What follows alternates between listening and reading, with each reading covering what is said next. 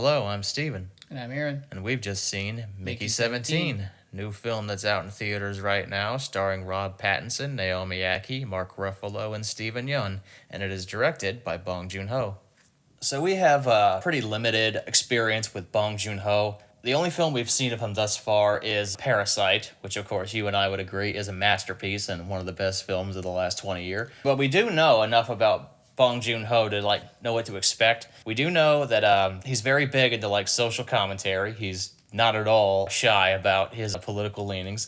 So we know that you're going to get that in a Bong Joon-ho film, and that's certainly present here in Mickey 17, which is a movie that I very much enjoyed. It delivers on the entertainment. Not a masterpiece like Parasite, though, and not as focused. This film is kind of messy. I feel like it's three movies in one, and any one of these movies would have been interesting on their own, and we'll get into what each chapter is in a second, but I would have preferred if they had focused on one story instead of trying to cram all three of them in there. Yeah, I'm pretty much, I think, right where you're at. It's not as thoughtful as something like Parasite. I mean, you could say Parasite's not super subtle either. Oh yeah, it doesn't have to be subtle. It doesn't have to be subtle, but this one is definitely much more in your face and overt about its commentary and its satire. Parasite was far more dramatic. It was darkly humorous, but it was more of a drama than anything. This one is a straight up cartoonish satire. It's a madcap comedy that goes to some pretty insane places. I agree. It's not as focused as something like Parasite. It is pretty messy. I felt like it probably would have been better served to be like a mini series. Where we could have spent more time developing the Mickey character and what it's like for somebody like him. More time with kind of the politics and religious aspects, and then the stuff on the planet that we end up finding out. But it is really entertaining while it's going. It's just kind of all over the place. So the basic plot of Mickey 17 is far in the future when the Earth is an unlivable hellscape that we've ruined, of course. There is a technology printing out clones of human beings. It's been outlawed on Earth, but you can still do it in space. So this ship is sent out into space, and they're looking to colonize another planet, and they have this technology on board where they can print out human beings. This role is called an expendable. Mickey, played by Robert Pattinson, is the one who signs up for this job, and basically an expendable is the guinea pig of the entire operation. If there's anything they need to learn or find out, they're the one that has to endure it and go through it, and He basically exists as a lab rat. You need a cancer cure, let's experiment on Mickey. Give him the disease, let it take its toll on him, study him, get what you can out of him, boom, we have a vaccine. Yeah. And the leader of this ship is a failed politician who's also kind of a weird religious leader. Yeah, so it's sectioned off into three storylines. The first storyline is very much about Mickey and his life on the ship and what it is he does, how he's the lab rat guinea pig that the people on the mission use. It seems like one of the main points of commentary in this first story is how the progress of man is built off the back of a expendable workforce, literally expendable, and that progress is then claimed as an accomplishment of the wealthy elite. So it's a very universal message, something that a lot of people can relate to. It's literally everyone's existence. Yeah, having to do the jobs that nobody wants to do, getting sick, doing everything for your country or the world or whatever in service of somebody above you with more money or power. Yeah, you are used and abused and then discarded like a tool when you outlive your usefulness. Literally thrown away and discarded. And then it doesn't matter if you're old and decrepit and you're worthless and you can't do anything because we've got another workforce or another Mickey we can just offload all of this work onto.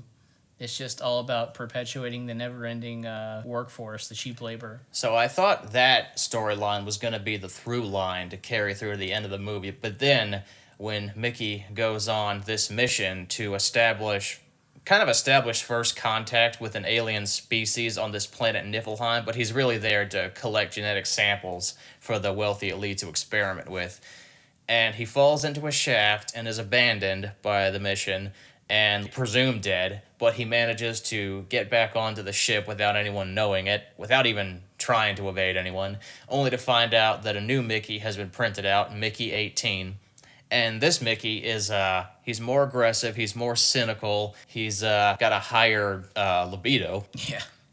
Yeah, Mickey 17 is much more of a kind of mousy, reserved, Nebbish type. yeah, kind of self-deprecating. Kind of a Woody Allen type. Yeah.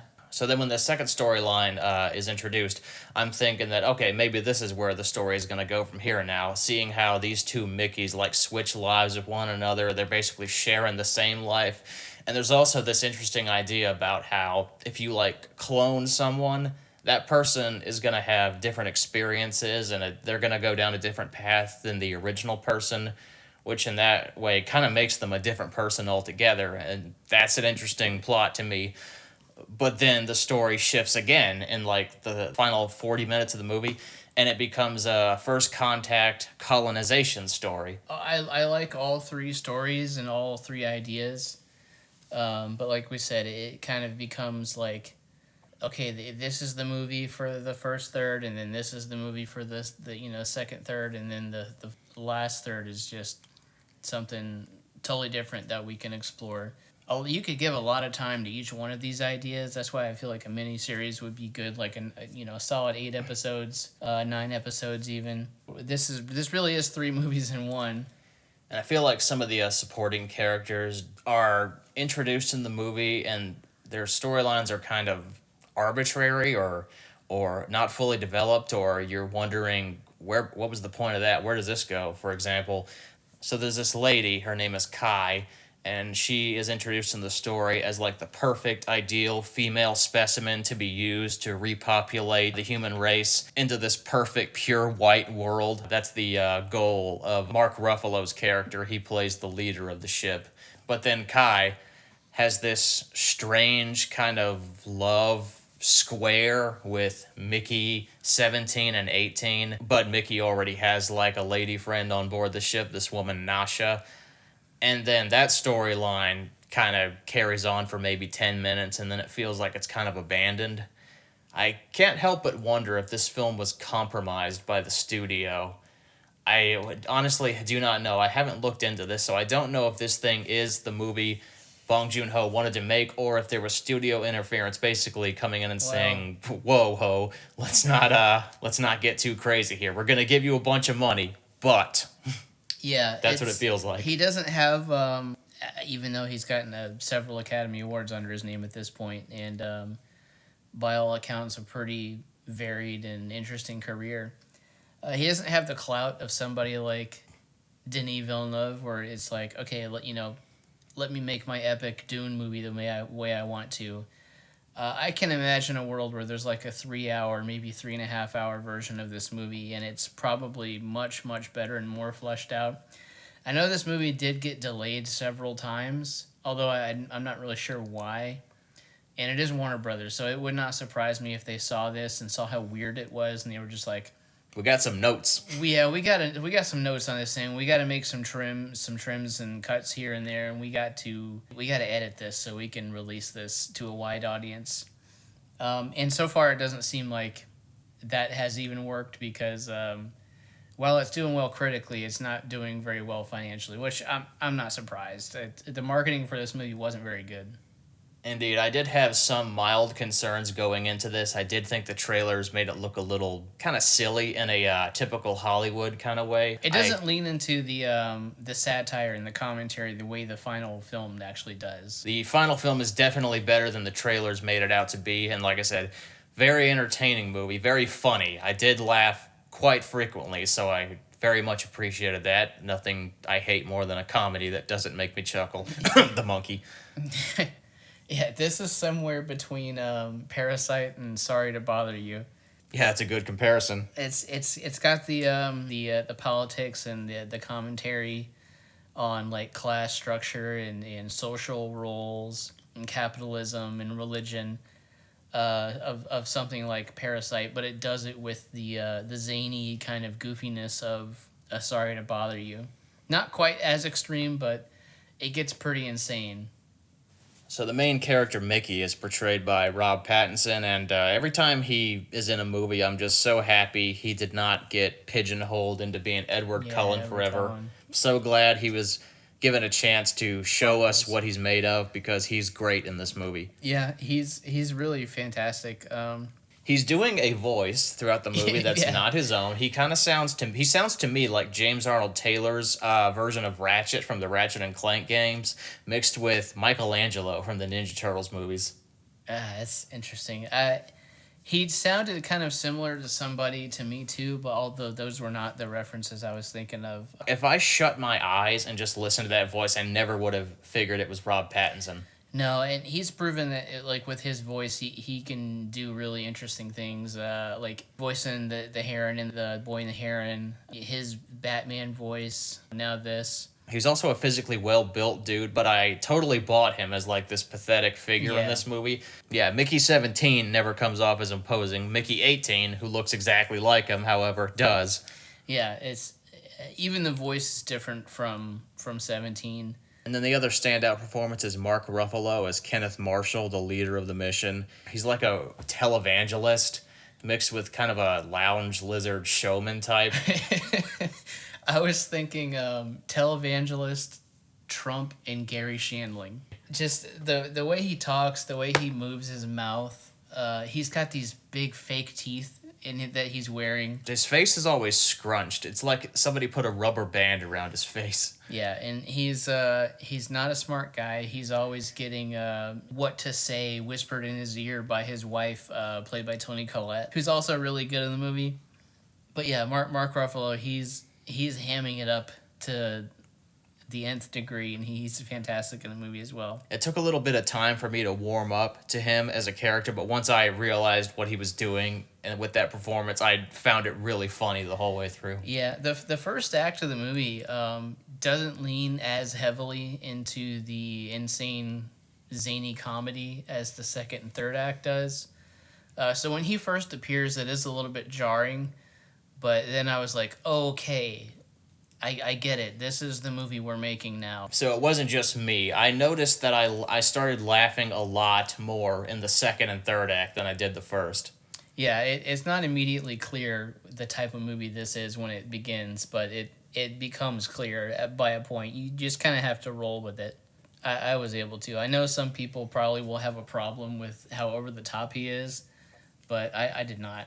They have him do so many funny, insane things. He has private dinner parties that he hosts on the ship where he's got this like fantastic dinner and you're eating just like slime or like Very undercooked meat. yeah, it looks like Jello beef. And then if you join him in prayer, it erupts into like a gospel style musical prayer. Yeah, leaning into the kind of televangelist angle. He's the guy who's pushing for the Colonization of this planet colonization. Niflheim. yeah. It's an all white planet because it's all snow, and he wants to have the pure race on the planet. But the planet is populated by these creatures that to me looked a lot like the Ohms from Nausicaa, the Valley of the Wind.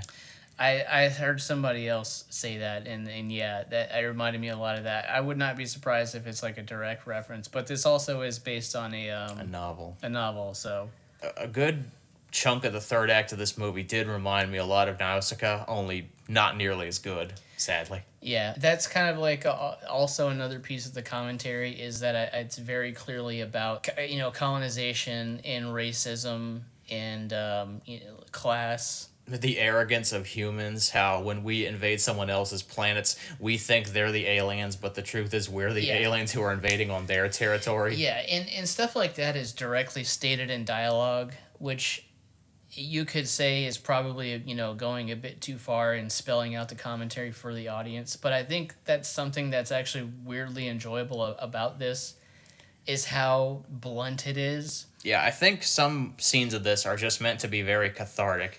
There's Yes. a scene where Mark Ruffalo's character is called out to his face for being a dumb son of a bitch. Yeah, it's just cathartic.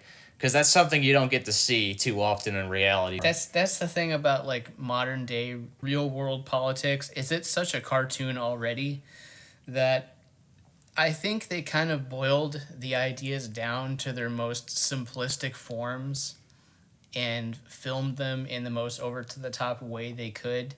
Because when you present them like this, it's almost impossible for you to see them as anything but absurd. So it's critiquing colonization and the racism and the xenophobia and presenting them to the audience in such a way where it's like, how can you possibly argue for this idea? It's so stupid when you really boil it down to its essence. And I think he found a way to be punching you in the face with the commentary and the politics and the satire, but he did it in a way that was like really, really funny and enjoyable. Yeah, because even if the commentary did fall flat, you would still have these very entertaining, lively characters to keep you engrossed. It's a good looking movie too, for the most part. Some weird green screen and CG here doesn't look so good, but like the alien creatures themselves, they went with kind of a cutesy design. And I think it works. You don't really think about it after a while. There's only a couple times where it's like, yeesh, that doesn't look quite so good. Either the CGI was just really good in parts, or there was some puppetry in there.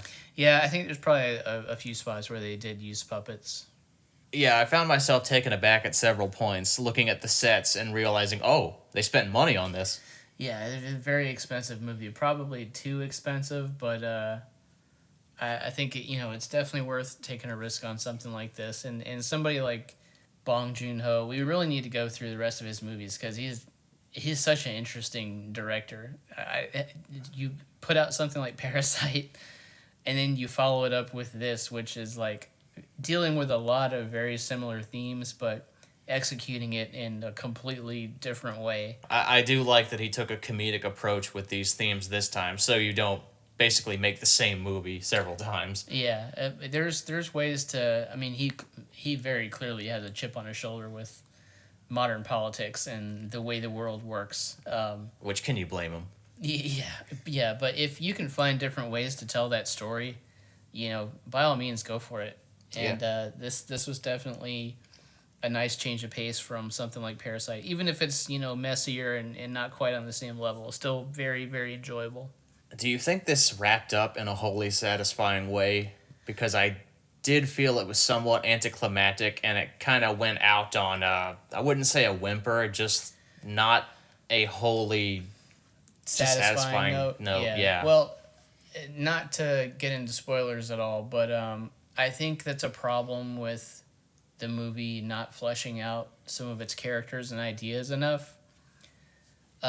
Because there are times when it kind of wants to dip back into the dramatic and, get you to care about what's going on, but it's like, man, we've spent so much time being crazy and over the top, and we haven't really developed this character or that idea enough that I'm not fully in, that I'm not affected by some of the stuff that happens. And I also think it kind of goes on for a bit too long, the ending of the movie. So yeah, while an entertaining film on the whole, sadly it did not reach not even the halfway point of Parasite in terms of quality. I would say Parasite is perfect. This thing is much too flawed to even be like halfway as good as that, I think. And the ending was the thing that ultimately dropped my rating down from an 8 to a 7. Which is my question to you now. What is your final number grade on a scale of 1 to 10? Yeah, I think we're pretty much in lockstep with each other. I was thinking kind of an 8 for most of the movie, but it's just not fleshed out enough, and the ending goes on for too long. And it, like you said, it's not as satisfying as it should be. So I think I kind of settled on about a 7 too. So then we are in complete agreement, it would seem. This is a change of pace from The Monkey and The Rule of Jenny Penn. Yeah, do it's got problems, but do go see this because we need movies like this to get made. Yeah. Even if it's not a complete success, stuff like this must prevail. So definitely see it.